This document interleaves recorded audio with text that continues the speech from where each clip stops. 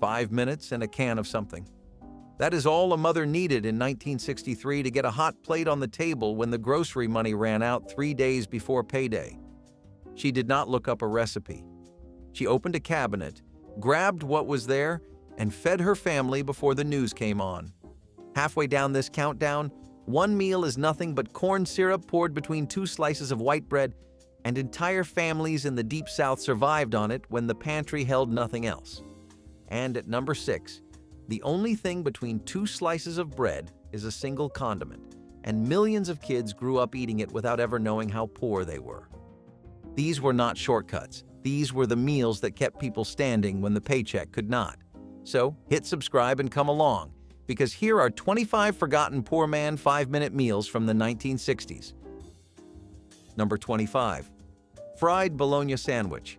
Take a thick slice of bologna, score the edges with a knife so it would not cup up in the pan, and drop it into a hot skillet with a little bit of grease. The meat curled at the edges no matter what you did, and the center puffed up until the whole slice looked like a pink dome sizzling against the cast iron.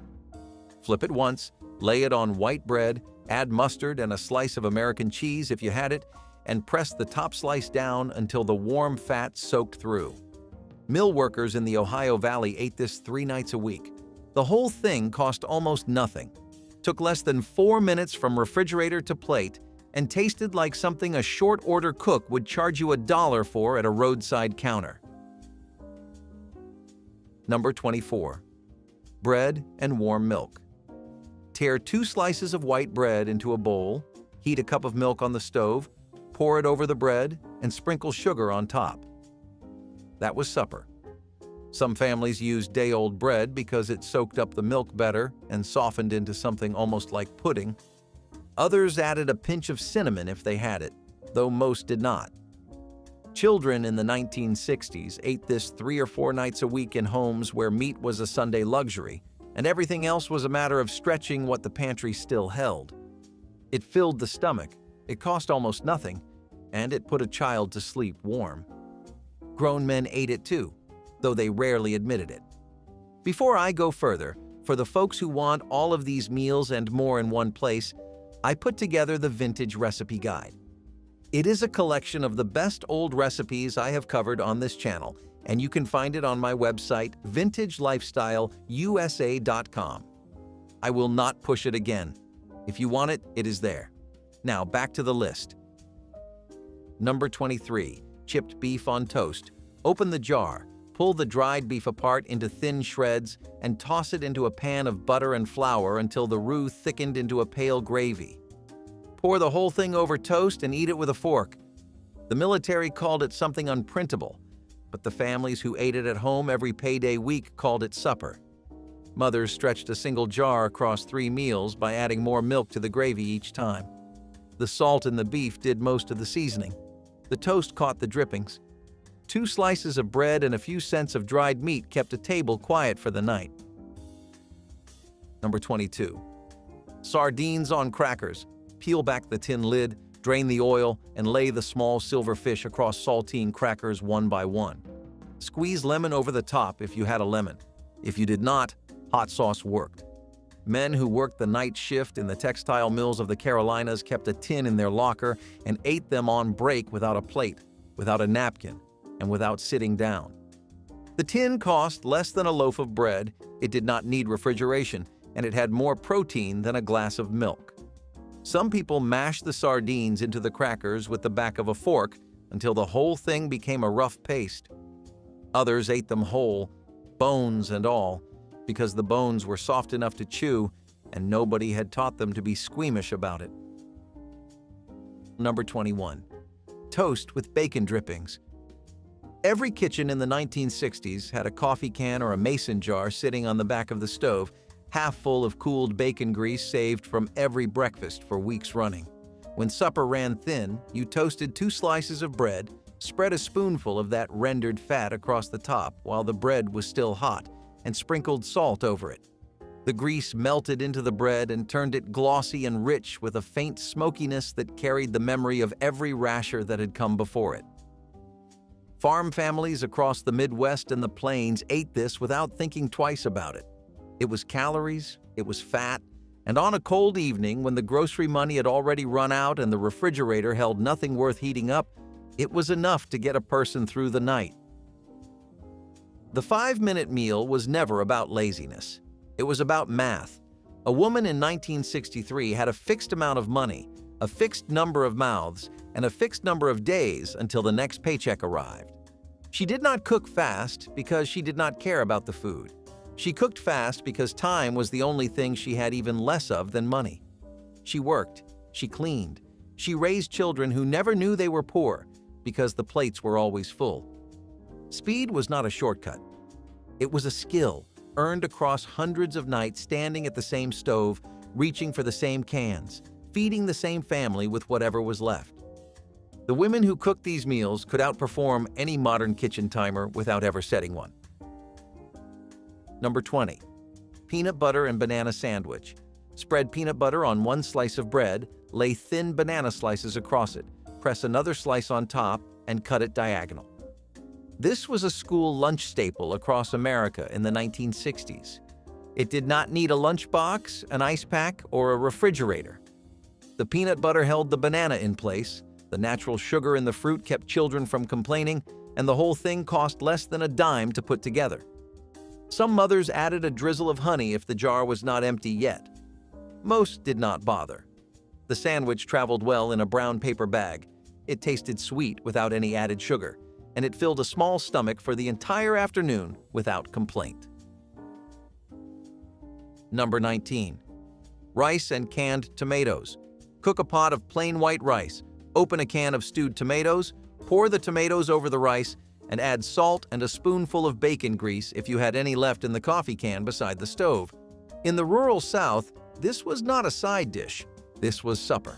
Whole families sat around the table and ate bowls of it in silence on the nights between paydays when the icebox held nothing else worth heating. The rice came from a cloth sack bought at the general store for a few cents a pound.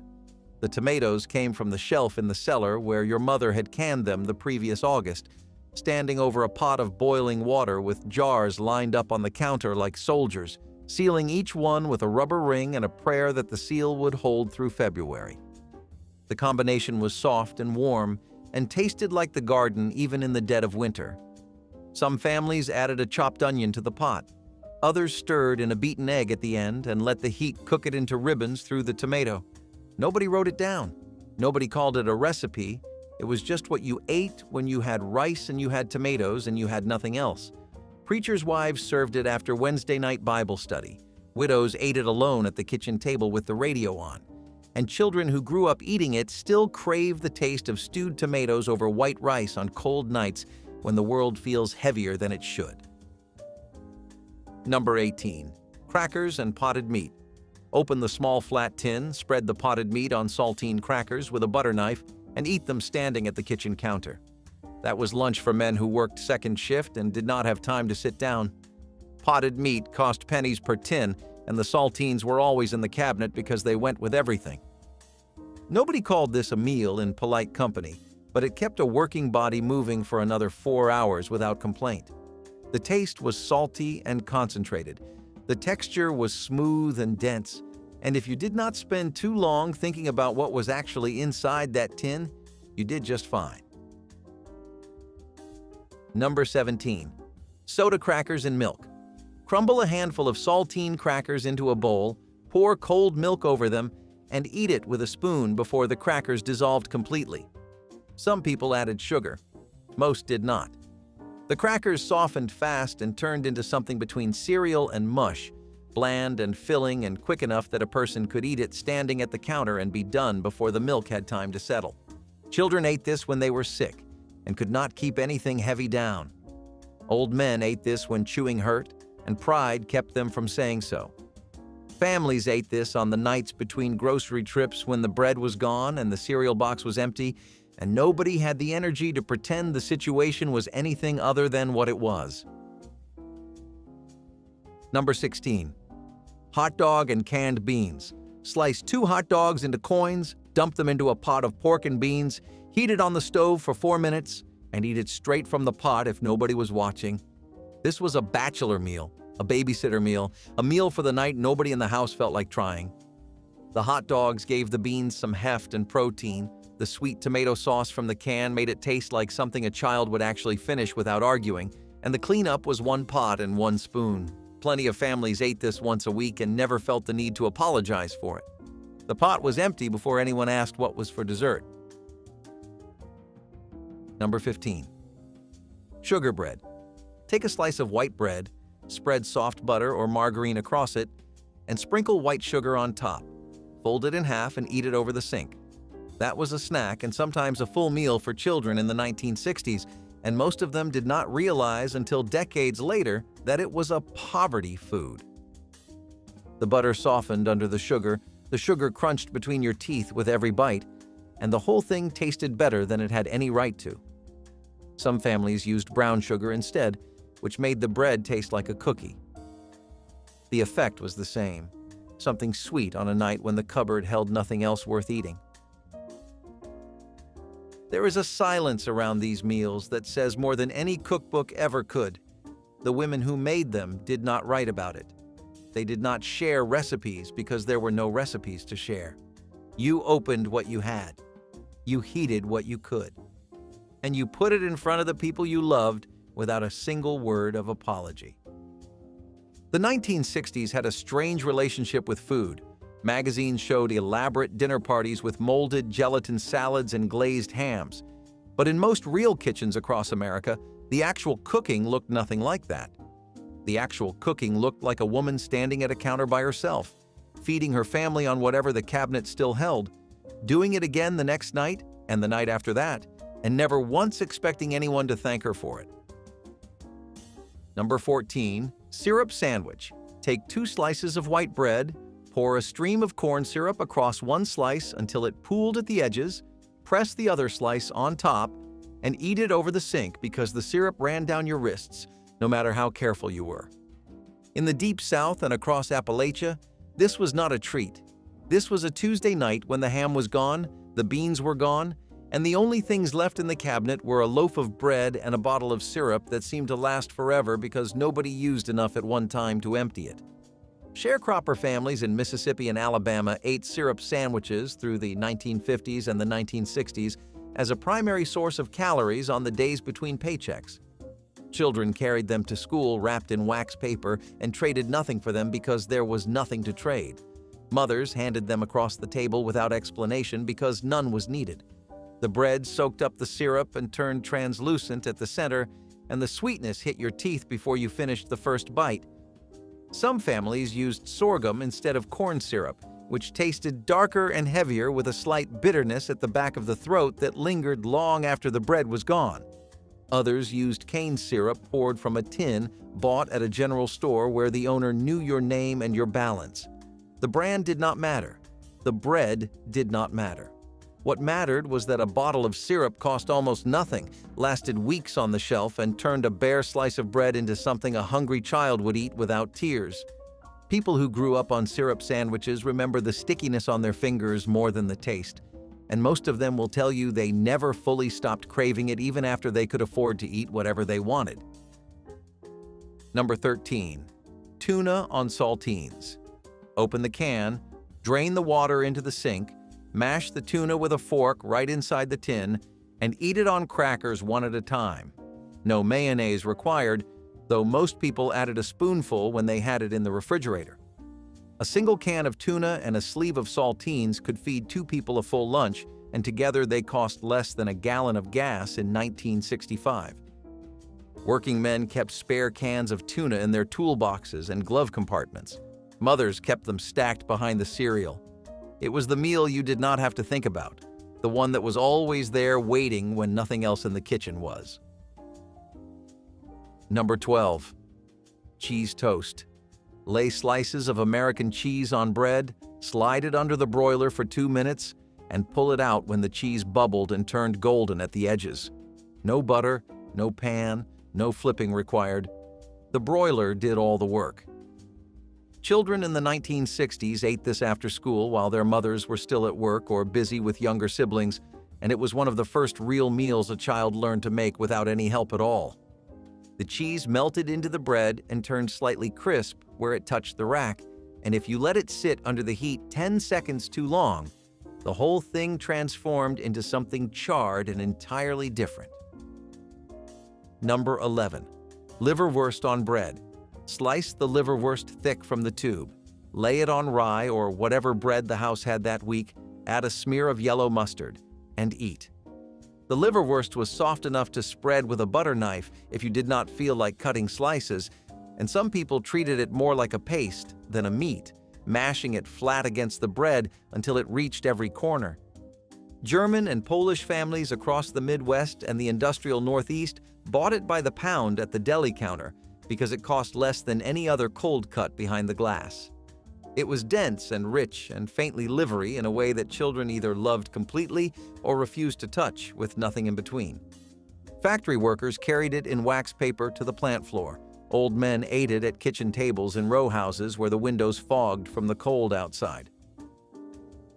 Number 10. Gravy bread. Scrape the drippings from whatever meat you cooked last, add a tablespoon of flour, stir it until it browned, pour in milk, season with salt and pepper, and let it thicken. Then pour it over slices of bread on a plate. That was the whole meal. Some families used leftover biscuits instead of bread if they had baked that morning. Others used toast because it held the gravy without falling apart. Gravy bread was what showed up on the table when the meat was gone, but the grease was still in the pan. It came straight from the Depression years, and it never fully left American kitchens because the need for it never fully went away. Cooking alone in the 1960s was not a lifestyle choice anyone made on purpose. It was what happened when the children moved away, the husband passed, and the house went quiet. A widow in 1965 did not meal prep for the week or browse recipes in a magazine. She stood at a stove that suddenly felt too large for one person and made just enough food to fill one plate. The meals got simpler year by year. The portions got smaller. But the act of sitting down at the table, setting a fork on a napkin, and eating a real meal in silence, that was not giving up. That was dignity. That was a woman telling herself she still mattered enough to be fed properly, even if nobody else was there to see it. Number 9. Onion sandwich. Slice a raw white onion into thick rings, lay them between 2 slices of bread with yellow mustard or a thin layer of mayonnaise, and eat. The bite of the raw onion was sharp enough to make your eyes water before you finished the first half. Working men in factories and meatpacking plants across the industrial Midwest ate this because onions cost almost nothing by the bag, they did not spoil fast, and they filled the stomach with a heat that tricked the body into thinking it had eaten more than it actually had. Nobody packed this for a polite occasion. The smell stayed on your hands and your breath for hours afterward, but it kept a body moving through a full shift, and that was the only thing it needed to do. Number 8.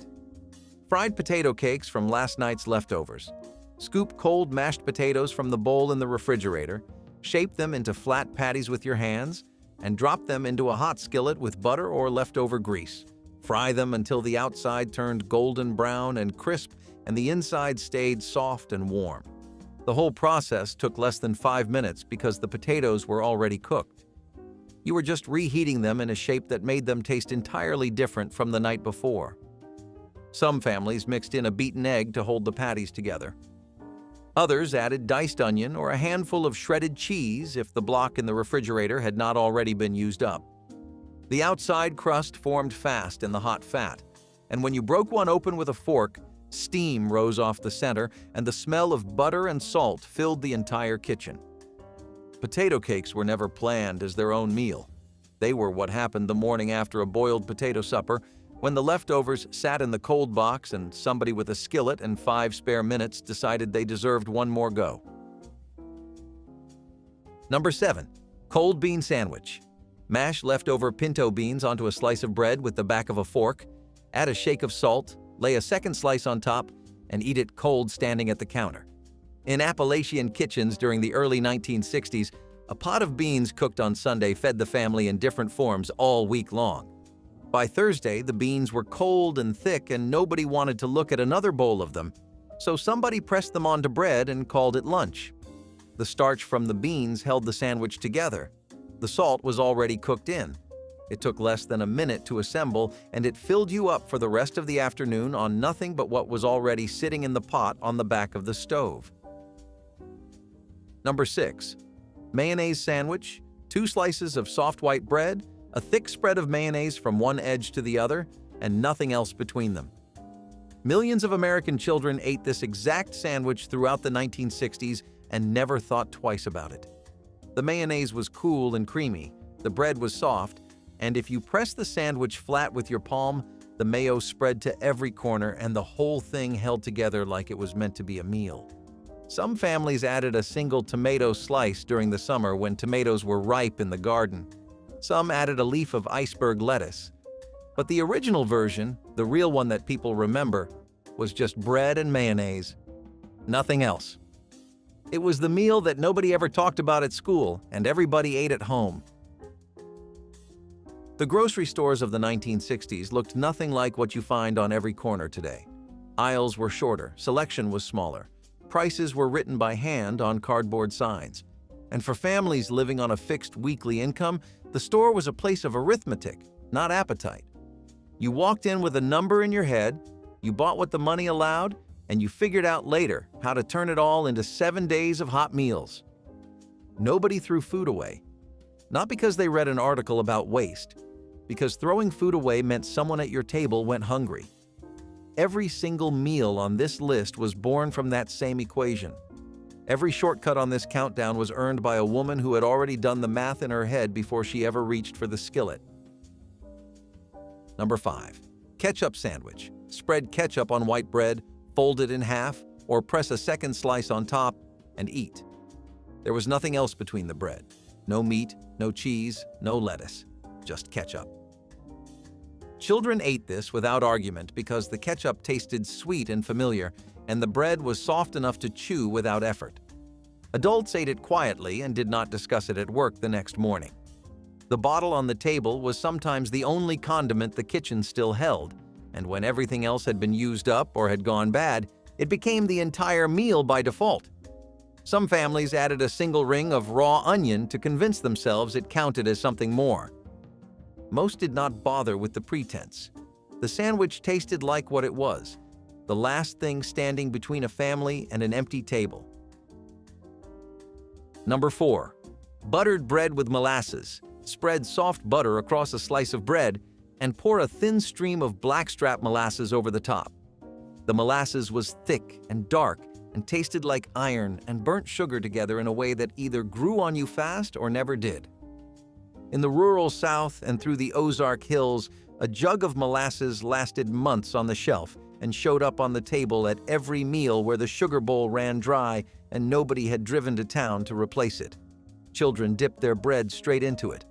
Adults poured it over biscuits and cornbread, and sometimes ate it by the spoonful directly from the jar when nobody was looking.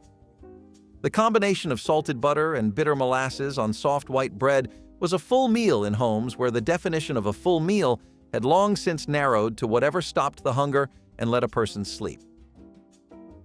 Number 3. Scrambled eggs and onions.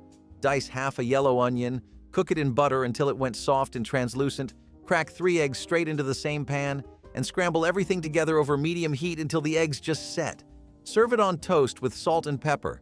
The onion changed the eggs entirely. It gave them a sweetness, a depth, and a smell that belonged in a short-order diner instead of a kitchen where the cupboard was nearly bare and payday was still 2 days out. Men who lived alone in boarding houses and walk-up apartments made this every single night of the week. Mothers made it for their children and pretended it was a treat instead of a necessity. Number 2. Pimiento cheese sandwich. Mix grated sharp cheddar with a jar of diced pimientos and enough mayonnaise to hold it all together. Spread it thick on soft white bread and press the slices flat. In the 1960s, this was the sandwich that sat under wax paper at every church function, every funeral reception, and every factory break room from Richmond to Birmingham. Women made it in mixing bowls large enough to bathe a cat in, and it disappeared before anything else on the table. The cheddar had to be sharp, the pimientos had to come from a small glass jar with a red lid, And the mayonnaise had to be the same brand their mothers had used because anything else tasted wrong in a way nobody could explain, but everybody noticed. The whole batch cost less than a pound of lunch meat and stretched twice as far. Number 1. Chicken broth with whatever you had left. Save the bones from last night's roast chicken. Drop them in a pot of water with salt. Add whatever the back of the refrigerator still held. A carrot going limp, a wilted stalk of celery, half an onion that was starting to go soft at the edges. Let it simmer on low until the kitchen smelled like someone in that house still cared enough to stand at the stove. Then pour the broth through a strainer into a bowl, drop in a handful of crackers or a few noodles, and sit down at the table. Not the couch, the table. This was the meal that kept people going when the money was spent, the energy was gone, and the only thing left in the kitchen was a pot and a working burner.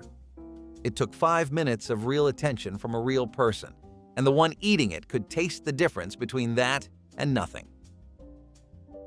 Remember when Campbell's cream of mushroom soup and canned tuna were the stars of the food aisle back in the day?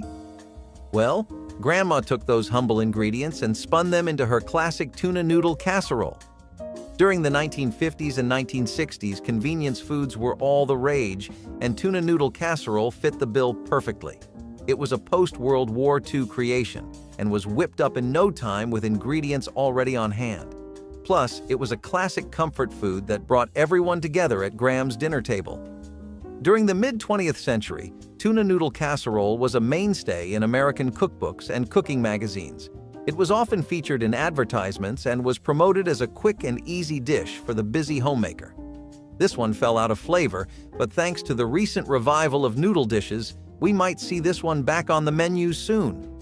In the meantime, why not dust off Grandma's old cookbooks and bring it back yourself? Antipasto skewers took the bold flavors of an Italian deli and delivered them in a bite-sized form that defined 1970s cocktail hour. Cubes of sharp cheese, slices of salami, tangy pickled peppers, and briny olives were threaded onto small wooden toothpicks in whatever order pleased the eye. The result was a rainbow of reds, greens, and creamy yellows that looked as striking as they tasted.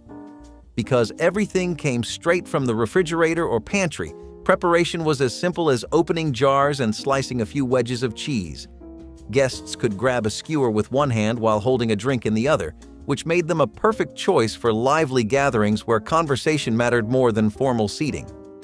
A drizzle of olive oil or a light dusting of dried oregano could be added at the last second for extra flair. The salty, savory bite captured the spirit of an adventurous decade when Americans were eager to try European flavors but still wanted the speed of a 5-minute recipe. These skewers remain a perfect example of how a few quality ingredients can create a party dish that feels effortless and unforgettable. Creamed mushrooms on crackers was the kind of dish that came together faster than guests could arrive, the perfect mix of grace and resourcefulness. A few spoonfuls of butter melted in a pan, a dusting of flour turned it thick, and milk smoothed it into something velvety. Sliced mushrooms followed, softening as they released their earthy aroma.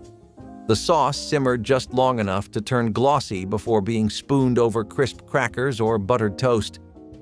In the 1940s and 1950s, this was elegant entertaining, simple ingredients dressed in charm. The joy of cooking called it a supper in miniature, perfect for evenings when friends dropped by unannounced. Housewives loved it because it looked refined yet cost little, using what was already in the pantry. The flavor balanced richness and simplicity, each bite creamy with a hint of woodland flavor. Served with martinis or lemonade, it fit every occasion. Creamed mushrooms on crackers reminded cooks that true hospitality was never about extravagance. It was about warmth, speed, and heart. One-pan sausage pasta is a name you would never have heard just a few decades before. But now it brings together the best of Italian comfort cooking and American convenience culture to make one incredibly satisfying dish. We've all been there, right? Days where pasta could cure us, but the effort seems way too much for the amount of gas we have left in the tank? That's when recipes like these come in handy. All of the pasta and meat cook together, so the noodles don't ever feel disproportionately flavored. Every strand of noodle is infused with the taste of the sausage. The slow cooking really helps break down the fats, and what you get is something that tastes way more dense flavor-wise than anything else. Cheese and grape kebabs turned the humble fruit and cheese plate into a playful finger food that perfectly fit the fun-loving vibe of the 1970s. Sharp cheddar cubes alternated with seedless grapes on small wooden picks, creating cheerful patterns of gold and purple.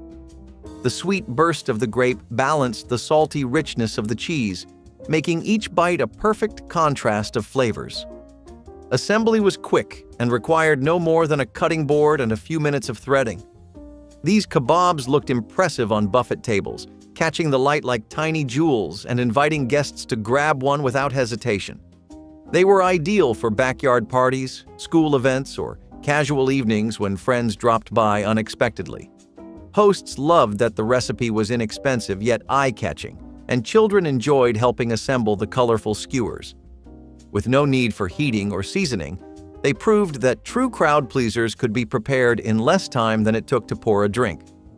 Cheese and grape kebabs remain a charming reminder of a decade that embraced bold simplicity and knew how to turn the ordinary into something delightful. Egg nests were breakfast theater in 10 minutes flat. Egg whites were whipped into glossy clouds, shaped into little nests, and baked just long enough to firm before the yolks were added back in. The result was a dish that looked far fancier than it was, light, airy, and golden at the center. The Joy of Cooking described it as a dainty breakfast, perfect for brunches or special mornings. Housewives loved it because it turned a single egg into something spectacular.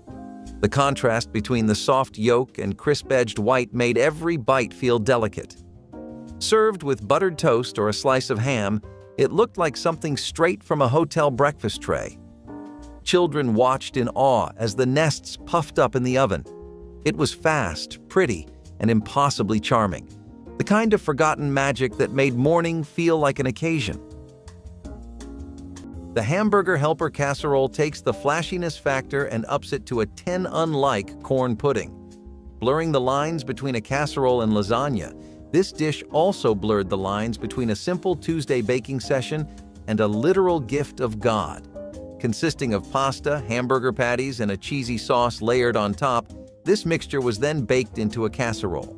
As you kept getting deeper into the behemoth, the more irresistible it would get. Although this dish was really high in saturated fats and calories, most doctors recommended avoiding trendy foods like these for their link to heart problems too. Hence, people took much more cautionary attitudes toward their line blurring, making hamburger helper pizzas a thing of the past. Stuffed celery with pimento cheese combined cool crunch and creamy tang in a way that belonged on every 1970s party tray and buffet table. Fresh celery stalks were washed and cut into bite-sized lengths, their natural hollow centers waiting to be filled with a rich cheese mixture. A quick blend of shredded cheddar, mayonnaise, and finely diced pimentos came together in seconds to create a spread that was bold, colorful, and addictive without needing any cooking. The sharpness of the cheese met the gentle sweetness of the red peppers, creating a balance that pleased both children and adults alike at every gathering. Hosts loved that the snack stayed crisp and fresh on a platter for hours, allowing them to mingle instead of rushing back to the kitchen or worrying about soggy bread. Because every ingredient came straight from the refrigerator or pantry, preparation took no more than a handful of minutes and cleanup was almost nothing. Served alongside crackers or as a simple side dish, these stuffed stalks delivered a satisfying crunch and a creamy bite that perfectly captured the decade's love of easy entertaining. Quick, colorful, and delightfully nostalgic, it remains a timeless 5-minute recipe that still wins hearts today. Corn fritters with maple drizzle were pure Southern comfort, a 10-minute bridge between hunger and happiness. Corn, fresh or canned, was folded into a light batter of flour, egg, and milk, then dropped into a hot cast-iron skillet where it sizzled and rose into golden pillows. The outside crisped, the inside stayed soft, catching the faint sweetness of the corn. When drizzled with maple syrup, it became something transcendent. Sweet, savory, and nostalgic all at once. The Joy of Cooking called them a luncheon for all hours, and they lived up to that promise. They appeared at kitchen tables, church picnics, and roadside stands, eaten hot from paper towels while steam still curled into the air. Some cooks added green onion or bacon, others kept them plain, letting simplicity shine. Corn fritters with maple drizzle captured the rhythm of everyday cooking, fast, generous, and full of soul. They were food made to be shared, to be gone too soon. Mulligan stew is a dish that's often associated with lower-class cooking, and it was even something that homeless people relied on to get by the week. It can be best described as a makeshift meal, though if I were being fully real with you, it was just the best you could make out of whatever scraps you had. What I couldn't tell you is how nice this actually ended up being, and the invention of the slow cooker meant that it took a lot less time to make. You could make it with potatoes, vegetables, or even dumplings, and it has evolved from a meal that you'd usually associate with horrible times and poverty to a staple of home-cooked one-pot meals. Working and middle-class families often resort to this when they want to take care of everyone's appetite in one go, and man, it really works. Instant French onion dip became the undisputed king of 1970s snack tables because it required almost no effort and tasted like you had been cooking all afternoon for guests. A tub of cool sour cream met a packet of dry onion soup mix in a simple mixing bowl, and within seconds, the dip was ready to enjoy. The dehydrated onions softened just enough to release a sweet, savory flavor that paired perfectly with crisp potato chips or fresh vegetable sticks for a balanced bite. This recipe fit the decade's fascination with convenience foods while still delivering a homemade feel that impressed friends and neighbors at casual gatherings. It was the go-to choice for game nights, backyard barbecues, and any gathering where people wanted to snack without interruption or wait for something to bake. Hosts appreciated that it could be made in advance or moments before guests arrived, and it never failed to disappear before the evening was over. No oven, no stove, not even a cutting board was required, just a quick stir, and it was complete. The creamy texture and bold flavor made it an instant classic that generations still remember fondly today, proof that simple ideas often last the longest. Shrimp Wiggle was one of those mid-century wonders that sounded playful but tasted like pure indulgence. Canned shrimp were folded into a quick cream sauce made with milk, butter, and flour, then brightened with a handful of green peas. It was served bubbling hot over saltine crackers or toast, ready in 10 minutes and perfect for company. The joy of cooking presented it as a pantry meal, proof that elegance could live in a can. The name alone made people smile, a hint that mealtime could still be fun even when rushed. The sauce shimmered pale pink, the shrimp tender and mild. It was a dish that combined thrift with theater, turning modest ingredients into something you would never call ordinary. The moment you broke through the creamy layer with your fork, steam carried the scent of butter and the sea. It was quick cooking at its finest, cheerful, comforting, and quietly clever.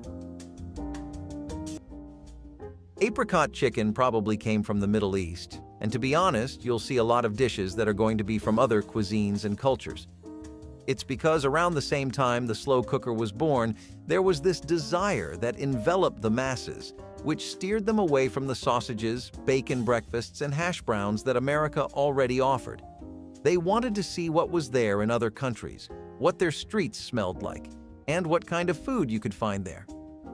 Apricot chicken stew is a good example of the kind of flavors you can expect out of a Middle Eastern joint, with tangy and savory focuses being the star of the show. The one-pot method really helps break down the apricot and provide that tanginess, along with a rich sweetness that brings all of it together. It's an incredible way to have your chicken, and if you're on a bulk diet, this is way tastier than grilled fillets over rice. Pineapple cottage cheese salad offered the kind of sweet and savory combination that perfectly captured 1970s creativity with canned fruit. Thick, golden rings of pineapple came straight from the can, their syrupy edges glistening in the light of a retro kitchen. A generous scoop of creamy cottage cheese was placed in the center, creating a soft contrast to the bright fruit. A single maraschino cherry on top gave a pop of red that looked cheerful enough to make any dinner plate feel like a celebration. The beauty of this recipe was its complete reliance on pantry staples that were always on hand and needed no heat or chopping. It was cool, refreshing, and surprisingly filling, making it a favorite for potlucks and quick weeknight sides alike. Children loved the hint of sweetness, while adults enjoyed the light protein boost that kept the dish from being a pure dessert. Served on a bed of crisp lettuce or plain on a small saucer, it carried a quiet elegance that fit right in at backyard barbecues or church socials. In under 5 minutes, anyone could create a dish that tasted indulgent yet wholesome, proof that the 1970s knew how to dress up even the simplest ingredients. Cottage cheese pancakes were the forgotten fitness favorite of the 1970s. High in protein, light in texture, and ready in minutes. Cottage cheese, eggs, and a spoonful of flour made the batter. A hot pan did the rest. They cooked fast, puffing slightly around the edges, golden on both sides. The joy of cooking promoted them as part of a modern health breakfast, long before protein was a buzzword. Their flavor was mild but rich, tangy from the cheese and soft like soufflé inside. Served with fruit, honey, or jam, they felt both wholesome and indulgent. They became a favorite of busy parents and early risers who wanted real food without the fuss. Each pancake was proof that nourishment could be effortless. The smell of them frying, warm, milky, slightly sweet, could make any morning softer. Today, few remember how simple they were to make, but once, they were the breakfast that promised a better day. Corn pudding is a dish that may not have been as grand as the rest so far, but it was a simple DIY casserole that made your day. Corn pudding was made with stewed corn and thickening agents that helped give it a pudding or custard-like texture. However, it was not typically baked in a traditional casserole case. Instead, it had a custard dish that the pudding would go into and then be baked in. Now, down in the South, this was the food gospel. People just loved it all over, especially in less urban areas where corn was widely and daily consumed, particularly during times of economic uncertainty when households had to cut corners in the kitchen.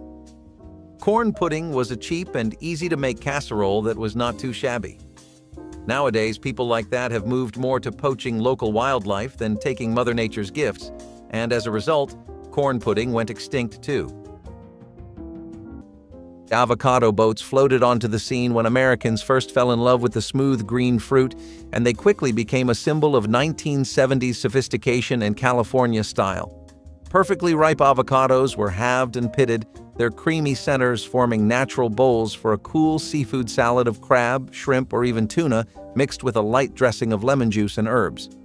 A sprinkle of paprika or a squeeze of fresh lemon brightened the flavor and added visual flair that looked straight out of a restaurant menu. The preparation was as easy as slicing the fruit and stirring the filling, yet the finished dish looked as elegant as anything served in a fancy coastal cafe or a high-end dinner party. These boats brought a tropical note to suburban dinner tables and fit the era's growing interest in fresh produce and lighter California cuisine. They were ideal for light lunches, breezy cocktail parties, or last-minute suppers when turning on the stove felt like too much effort after a long day. The combination of buttery avocado and chilled seafood made each bite luxurious, despite the minimal cost and time, proving that quick recipes could still feel decadent and modern for every household. Ham and pineapple foldovers were the decade's love letter to sweet and savory living. Thin slices of ham were topped with pineapple rings, brushed with mustard, and broiled on bread or biscuit halves until the edges crisped. The result was warm, tangy, and quick, a meal fit for both lunch and company. The Joy of Cooking listed it as a 10-minute sandwich, perfect for unexpected guests or late-night suppers. It was food that wore a smile, bright, colorful, unapologetically mid-century.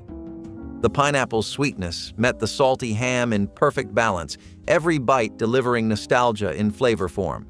These sandwiches sat proudly on holiday tables and weekday trays alike, their simplicity making them timeless. A sprinkle of grated cheese on top made them even better, melting into golden bubbles. It was fast food before the term existed, homemade and proud. Each foldover told the story of an era that loved flair without the weight.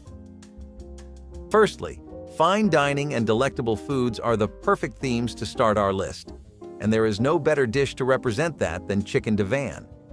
Chicken casseroles stuffed with broccoli, cheese, and a special sauce. Not just any sauce from down the alley, this was the signature taste of the Divan Parisian restaurant, which actually invented chicken divans in New York City around the early 20s. Hence the association with fine dining, and its price matched its aesthetic. Like seriously, this thing cost you $1 and then some back then. Naturally though, everyone could not spread their bank account, so do it yourself. Cheaper alternatives of the dish came around. For those who could get it, they would gladly shill out their wallets for something so divine though, and that is the saddest part of it all. You could not find an authentic chicken divan anywhere if you tried even in a home chef's kitchen. We're going to continue the casserole show with Alpine chicken. This one got popular for more or less the same reasons the other two did. However, it had an extra kick that they didn't, and that was the addition of Swiss cheese. Americans will never get tired of a dish if it has a decent helping of cheese in it. So you shouldn't be too surprised that this is stuck in the minds of eaters and families like glue. Alpine chicken typically uses cream of mushroom soup and breadcrumbs or a stuffing mix layered in a dish that gets cooked until the cheese is melted. You also have your typical chicken breasts involved, but some people go for the thighs. It peaked in popularity during the post-war era when people really started looking for more ease in their cooking rather than sweating buckets after a day in the kitchen. You know how when you cook something, you rarely feel like eating it immediately? It's because cooking is a soul-sucking endeavor. It doesn't have to be, thanks to things like crock pots and recipes like Alpine chicken, which bring the fun back in food and make sure you actually get to rest and replenish that stamina tank. Plus, this was a dish that really got the crowd singing, and that's always one you want to keep on your roster. This dish actually got popular for exactly the reasons you would think. Yes, landing your man through a happy stomach is a good way to get married by fall season. Watergate salad arrived with a mysterious name and a playful green color that fascinated every 1970s household. Pistachio pudding mix gave it that soft mint hue, while crushed pineapple added a tropical sweetness that made each spoonful refreshing. Whipped topping folded everything into a cloud-like texture, and miniature marshmallows added chewy little surprises with every bite. Some families tossed in chopped pecans for a gentle crunch, while others kept it smooth and creamy depending on what they had in the pantry. The entire recipe could be finished before the evening news even began, making it a hit for last-minute dessert needs or potluck contributions that required no stress. Children were drawn to the bright color, while adults appreciated the subtle, nutty flavor that set it apart from ordinary fruit salads and other quick sweets. Despite the political scandal sharing its name, Watergate salad kept its reputation as a cheerful treat for gatherings of all kinds and sizes. It required no stove, no oven, and no waiting, only a mixing bowl and a quick stir from start to finish. In less than 5 minutes, you could create something that looked whimsical and tasted indulgent, proving that the decade valued both speed and fun with a touch of flair. Baked apples with cinnamon sugar were the heartwarming dessert that proved simplicity never went out of style, a 10-minute wonder that felt like hours of care. Core the apples, fill the hollow with brown sugar, cinnamon, and a pat of butter, then bake until the skin turned glossy and the filling bubbled over like molten caramel. The scent filled every corner of the house, sweet, spiced, and soft, like the comfort of wool blankets and laughter at the table.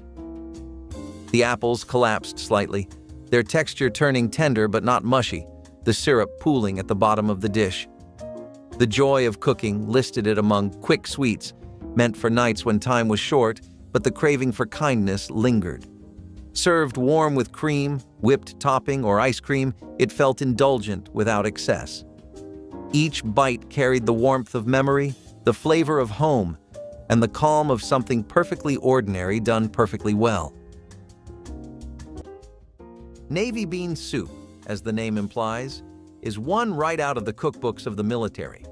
See, all those soldiers get so awfully tired from traveling to other countries all of the time, they end up needing soups filled with ham and cured pork to put some pep in their step. Navy bean soup was particularly nice for 2 reasons. It was already cheap, which was kind of the theme of the time with the World Wars. But even after that, the habit of rationing and using cheap ingredients for military ventures didn't really go away. Anything that cuts costs, right? Navy bean soup definitely knew how to save money. And once slow cookers became a thing, it was saving time too. The second reason is that it was pretty easy to make wherever you were, and it was easy to carry around too, in pots or a thermos. This meant that it was the perfect military food. Healthy, easy to make in bulk, and easy to carry around. Don't think it takes a genius to figure out why they abused this recipe to the moon and back. Ambrosia fruit salad was a dish that turned ordinary canned goods into something that felt downright festive. Open a can of mandarin oranges, a can of pineapple tidbits, and a jar of bright red cherries. Then drain and fold them gently into a bowl of fluffy whipped topping. Add a handful of miniature marshmallows and a sprinkle of sweetened coconut flakes, and you had a creamy, dreamy salad that looked like a dessert and tasted like a celebration. The name alone promised a taste of something heavenly, and in the 1970s, this easy recipe became a staple at every picnic, church supper, and family reunion. It required no cooking and very little effort, yet it brought a sense of indulgence that belied its humble ingredients. Parents loved how quickly it came together while children clamored for the soft marshmallows and bursts of fruit. It was equally welcome at a summer barbecue or a winter holiday table, always ready to delight with its pastel colors and gentle sweetness. In an era when convenience met creativity, Ambrosia proved that a can opener and a mixing spoon were all you needed to create a dish that everyone would remember long after the party ended. Eggs a la goldenrod was one of those quietly elegant dishes that proved how far a single egg could go. Hard-boiled eggs were chopped into a creamy white sauce made from butter, flour, and milk, seasoned just enough to feel comforting without being heavy. The golden yolks were pressed through a sieve and sprinkled on top like sunshine. It was ladled generously over buttered toast, warm and simple, but it felt refined enough to serve guests. Housewives swore by it for its thrift and speed, 10 minutes from pan to plate. The recipe appeared in early editions of The Joy of Cooking as a way to turn breakfast into something special without fuss or waste. It was food for busy mornings, for children before school, or for quiet dinners when money was tight. Even with such basic ingredients, it had an air of ceremony, a touch of care. The smell of warm milk and butter filled the kitchen like a soft promise. It was a reminder that nourishment could be beautiful when made with love and patience. Shrimp cocktail cups were the sort of flashy appetizer that made every 1970s gathering feel just a little more glamorous without demanding a single stressful minute of cooking. Pre-cooked shrimp meant no one had to fiddle with boiling pots or worry about timing. You would simply chill those pink curls in a bowl of ice water while mixing up a tangy cocktail sauce of ketchup, prepared horseradish, a squeeze of lemon juice, and a dash of hot sauce if you were feeling bold. Iceberg lettuce, shredded into crisp ribbons, lined the serving cups to give everything a cool crunch. The shrimp were arranged in neat circles like tiny crowns, and the sauce was spooned right into the center so guests could dip as they pleased. This was food designed to impress and to be ready almost instantly. The bright red sauce and the frosty shrimp made a dramatic splash against the pale lettuce, and that visual punch was as important as the taste. Hosts loved how the dish stayed fresh on a buffet table for an entire evening while they enjoyed their own party. In a decade obsessed with quick elegance, nothing else came close to this 5-minute classic. Cottage cheese pancakes were the forgotten fitness favorite of the 1970s. High in protein, light in texture, and ready in minutes. Cottage cheese, eggs, and a spoonful of flour made the batter. A hot pan did the rest. They cooked fast, puffing slightly around the edges, golden on both sides. The joy of cooking promoted them as part of a modern health breakfast, long before protein was a buzzword. Their flavor was mild but rich, tangy from the cheese and soft like soufflé inside. Served with fruit, honey, or jam, they felt both wholesome and indulgent. They became a favorite of busy parents and early risers who wanted real food without the fuss. Each pancake was proof that nourishment could be effortless. The smell of them frying, warm, milky, slightly sweet, could make any morning softer. Today, few remember how simple they were to make, but once, they were the breakfast that promised a better day. Now let's put the Frankenburger casseroles and chicken pot pies aside and go back to a real icon like the shepherd's pie. Your mother knows of this, her mother knows of this, her mother's dad knows of this, and his fourth cousin had this every year for family gatherings. Not an exaggeration by any means, the shepherd's pie really was just that loved across every state.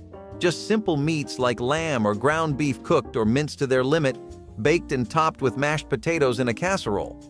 Literally, what more does a person even ask of a plate of food? Can we get much higher? Was the question on most chefs' minds, as shepherd's pie was hard to improve on, making the market highly competitive.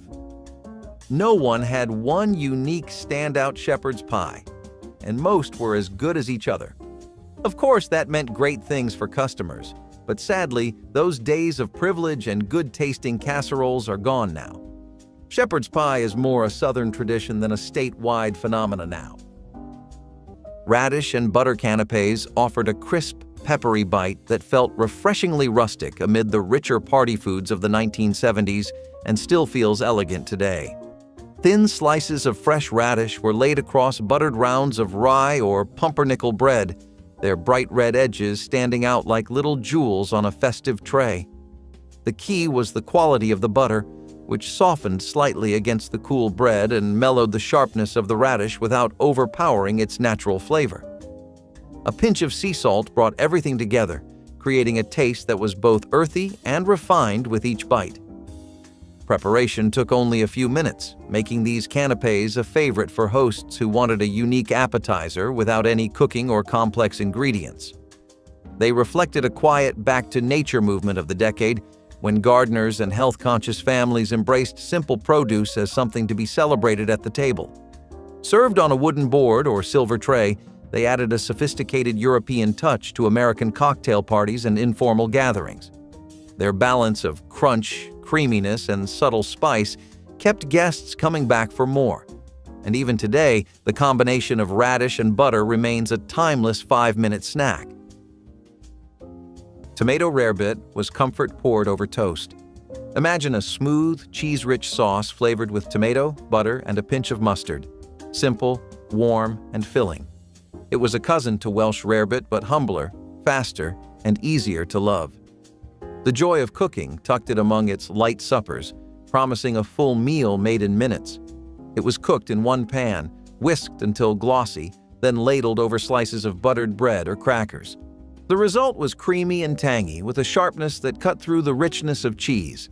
It fit perfectly into the rhythms of everyday life, something to make after work or to stretch what was left in the icebox. Even when times were tight, this dish brought a touch of luxury to the table. The smell of tomato and melted cheese was like comfort distilled. Every bite carried the warmth of an era when simplicity was both necessity and art. Land your man, baked beans suddenly are a tried and tested method. I mean, you don't get a moniker like that for nothing, right? These typically get served as a topping for bratwurst or hot dogs, or served as a side for a main event that lies more on the barbecue side. The beans are made with ground beef, onions, and bell peppers, so they definitely are the perfect side to any kind of savory or tangy experience. One of the best sauces to use was Texas Pete sauce, but any kind of Tabasco works. If you have hardwood smoked bacon, though, that's definitely what cookbooks recommend, along with Taco Bell seasoning. As far as beans, any kind of canned beans work, but if you're looking for a specific recommendation that really encapsulates that mid-1900s flavor profile, then you should go for Bush's original baked beans. Either way, you're in for a great time with these. Try making them for a special someone on a romantic evening, and maybe you might get lucky in other ways too. If you do hear wedding bells because of this dish, know you did a great job. Celery and olive sandwiches were the quiet, crisp heart of many bridge clubs and ladies' luncheons. Finely chopped celery mixed with sliced green olives and mayonnaise was spread thick between soft white bread, crusts neatly trimmed. The result was light, salty, and refreshing. A bite that crunched softly and vanished fast. They were the definition of elegance in simplicity, the kind of food that appeared without fanfare, but stayed in memory. The joy of cooking tucked this one away under quick sandwiches, proof that you could make something graceful in minutes. Served with tea or lemonade, they were more social ritual than recipe. Their freshness offset heavier dishes, making them a reliable favorite at every gathering. One bite was enough to recall the clink of china and the sound of soft laughter. It was food for conversation, light as air but full of care, the taste of a gentler time.